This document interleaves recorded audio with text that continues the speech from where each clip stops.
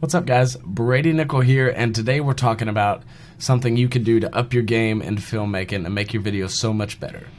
Let's go.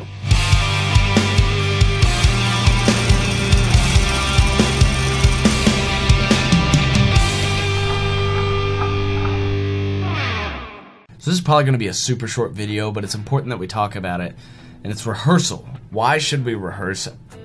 What's the point? Well, before I get into all this, I need to give you guys a little context.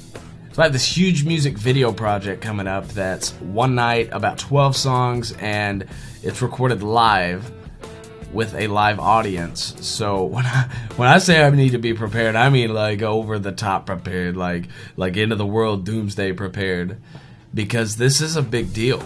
So last night the guys that we're shooting for decided they were going to get together at the venue and run through some of the songs and just practice. And so when they told me that, I was like, yeah, sign me up.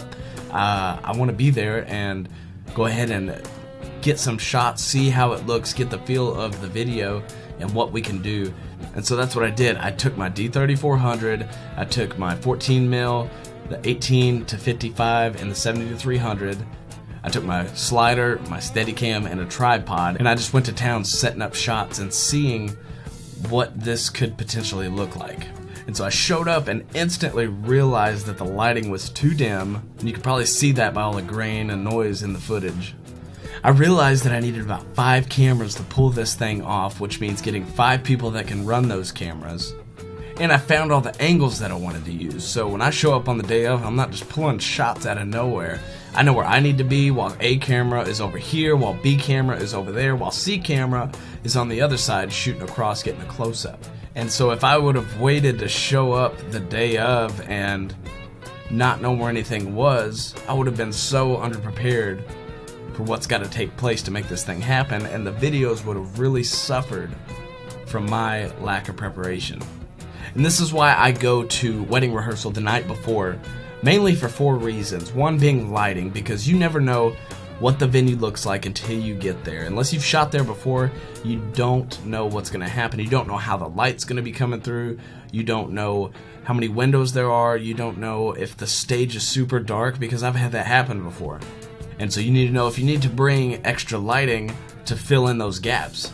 The second reason is I go to find every single angle that I might want to shoot from. I don't want to get to a wedding the day of and not know where to place the camera. If at all possible, I want to know exactly where I should stand at the venue, and if I need to place a reserved seat because I need that seat for a specific part of the wedding, I'll do that so somebody doesn't sit there. Now the third thing is the order of events. Now in this small town, most people don't use wedding coordinators, so everybody's kind of flying by the seat of their pants, and most of the time, 9 times out of 10, the photographer or the videographer becomes the coordinator. It never fails. This is what happens. People go to the photographer or the videographer and they're asking, what do we do next? What do we do next? Where do we need to be? And so if you have a game plan the night before and you're ready to go, sometimes you can get the schedule. Some people don't know the schedule. Some people just wing it. But if you can get a schedule, that's great. But even then, things are subject to change. So it's better to go the night before and do the walkthrough with the wedding party and see how things are going to play out, because they may change something, and if you don't know that, you're going to miss out on an opportunity for a shot, or you're just going to miss shots completely.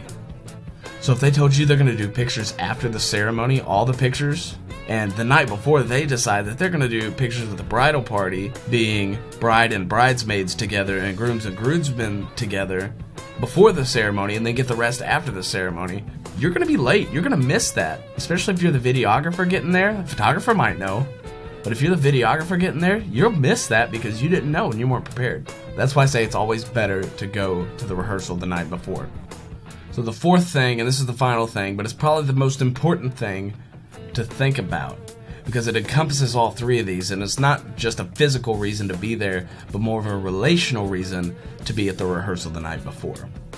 You see, when your clients see you showing up the night before, when you said, I'll be there for the wedding, and that's what you're paying for, is me being there for the wedding and then all the editing and stuff afterwards. When you show up the night before, boom, dude, that just blows their mind. You're going above and beyond what they thought you were going to do. because you showed up the night before, meaning you're extra prepared for their wedding, meaning they're special to you. And they feel that when you show up when you didn't have to be there.